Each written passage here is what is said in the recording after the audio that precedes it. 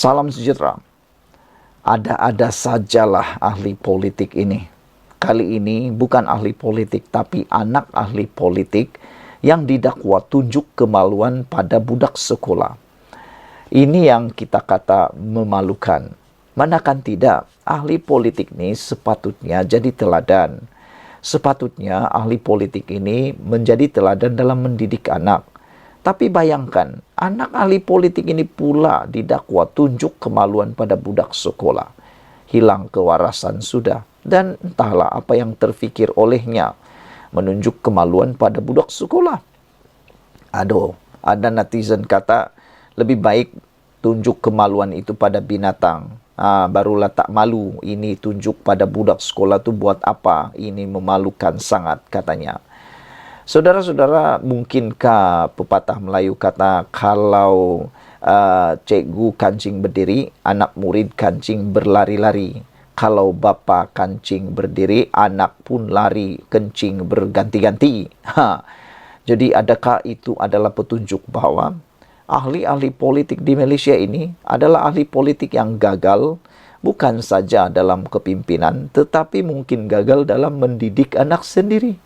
Kalau mereka berjaya mendidik anak sendiri, pastilah anak-anak yang mereka hasilkan itu bukanlah anak yang menunjukkan kemaluan pada budak sekolah.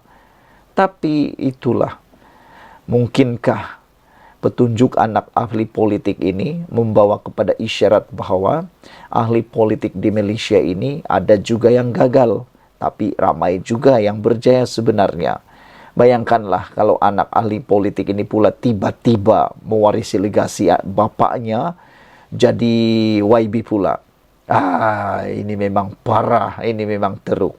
Bayangkanlah kan, bayangkan belum jadi YB dah didakwa tunjuk kemaluan. Kalau udah jadi YB, tak tahulah apa pula yang dibuat. Okeylah, kita lihat berita sepenuhnya. Anak seorang ahli politik di Sabah dihadapkan ke mahkamah atas pertuduhan amang seksual dengan menunjukkan kemaluan kepada seorang pelajar tingkatan 5 berusia 17 tahun. Muhammad Nazmi Abdul Manan, 25 tahun, bagaimanapun mengaku tidak bersalah ketika pertuduhan dibacakan di hadapan Hakim Rosli Ahmad di Mahkamah Session Tawau, lapor Berita Harian. Nazmi didakwa melakukan kesalahan itu pada 13 Disember lalu dalam kenderaan di tepi jalan di Jalan Pokas, Kuala Bebang, Sempurna, kira-kira jam 2.30 petang. Dia didakwa di bawah Seksyen 15A dalam kurungan I Akta Kesalahan-Kesalahan Seksual terhadap Kanak-Kanak 2017. Jika sabit kesalahan, dia boleh dipenjarakan tidak lebih 10 tahun atau denda maksimum RM20,000 atau kedua-duanya sekali. Terdahulu, tertuduh yang tidak diwakili peguam menangis ketika merayu supaya dibenarkan ikat jamin. Yang Arif, saya mohon supaya diberi ikat jamin. Tolong Yang Arif, saya mau ikat jamin, katanya. Bagaimanapun, Timbalan Pendakwa Raya Muhammad Saimi Suraina berkata, kes itu tidak boleh diikat jamin dan menetapkan 12 Mac sebagai tarikh pengurusan dan sebutan semula kes. Ada-ada sajalah di Malaysia ini. Politik di Malaysia sudahlah berkeruan. Ini ditambah pula dengan anak-anak yang entah apalah kita nak cakapkan.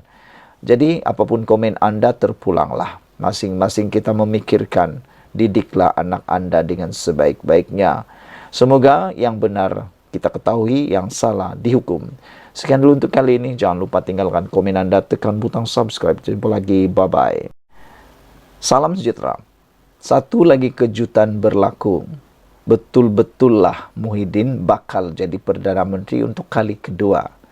Beliau bakal menyaingi Atok 99, iaitu Tun Mahathir. Kalau Tun Mahathir ada harapan jadi Perdana Menteri kali ketiga, Muhyiddin juga nak jadi Perdana Menteri kali kedua. Bagaimana pula dengan Ismail Sabri Yaakob? Dan bagaimana pula dengan Najib? Jauh sekali untuk Anwar. Belum lagi ada apa-apa ura-ura dia akan jadi kali kedua. Sebab kali pertama pun belum habis lagi.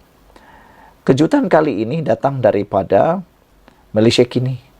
Muhyiddin layak jadi Perdana Menteri, kenapa nak pilih calon lain? Kata seorang pemimpin di Perikatan Nasional, yaitu Hamzah Zainuddin. Hamzah Zainuddin mempersoalkan dakwaan pihak luar yang menamakan pemimpin lain sebagai calon Perdana Menteri bagi Perikatan Nasional PN selain daripada pengerusinya Muhyiddin Yassin. Dia menjawab soalan mengenai dakwaan sesetengah pihak bahawa Perikatan Nasional PN mempunyai calon lain sebagai Perdana Menteri seperti Menteri Besar Terengganu Ahmad Samsuri Mokhtar dan juga termasuk dirinya. Hamzah turut menafikan wujudnya situasi tidak gembira dalam kalangan ahli parti dalam gabungan itu berhubung isu calon Perdana Menteri pembangkang. Dia menegaskan tidak adil untuk mengatakan Muhyiddin tidak layak sebagai calon kerana ahli Parlimen Pagoh itu meletak jawatan sebagai Perdana Menteri setelah ahli Parlimen BN menarik sokongan. Adakah adil nak kata dia letak jawatan? Tidak. Dia masih ada peluang, kata Hamzah. Muhyiddin adalah Presiden bersatu saya. Apa masalahnya jika nak promosi dia sebagai Perdana Menteri? Saya rasa tidak ada salah untuk meletak dia sebagai calon Perdana Menteri. Kenapa tiba-tiba kita nak kata ada calon lain sedangkan dia pengerusi PN? Kata Hamzah Zainuddin. Namun demikian, ada ramai penganalisis politik kata, Muhyiddin Yassin sudah hilang kuasa sebenarnya dalam Perikatan Nasional, memandangkan Parti Bersatu sudah makin kecil bilangannya secara sokongan kepada Perikatan Nasional. Dengan apabila 6 ahli parlimen daripada Parti Bersatu sah menyokong Anwar Ibrahim, maka kini bilangan kerusi Parlimen Bersatu di Perikatan Nasional makin kecil. Jadi ini menjadikan PAS sepatutnya yang layak menjadi pengerusi Perikatan Nasional dan layak pula mencalonkan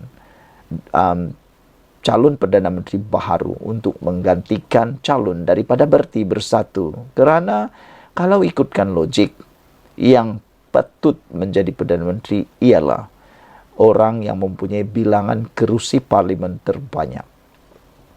Saudara-saudara sekalian, tambah ahli parlimen larut itu iaitu Hamzah Zainuddin, Perikatan Nasional akan mengumumkan calon Perdana Menteri mereka sekiranya gabungan itu berjaya menawan Putrajaya. Dalam pada itu, Hamzah turut menafikan perjumpaan antara pihaknya bersama Perdana Menteri Anwar Ibrahim untuk berunding mengenai jawatan dalam kerajaan. Malah dia bertegas mengatakan tidak pernah bertemu Anwar Ibrahim setelah Presiden itu memegang jawatan Perdana Menteri pada November lalu. Dia turut menafikan dakwaan bahawa ada pemimpin bersatu yang lain berjumpa Anwar bagi tujuan sama. Katanya itu fitnah. Saya tak pernah berjumpa Anwar sejak dia menjadi Perdana Menteri.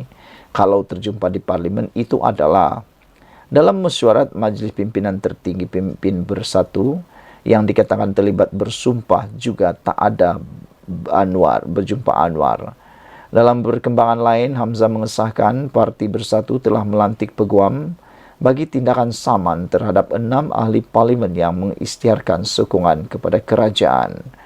Golden Trot 8818 dalam ruangan komen di Malaysia kini berkata, bukankah you all yang namakan Samsuri sebagai calon Perdana Menteri?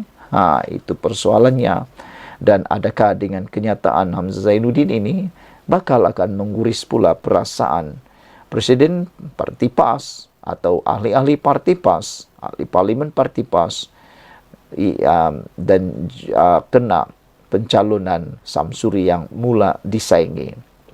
Prejudis kata, boleh nak jadi Perdana Menteri, syaratnya bawa balik dulu anak menantu.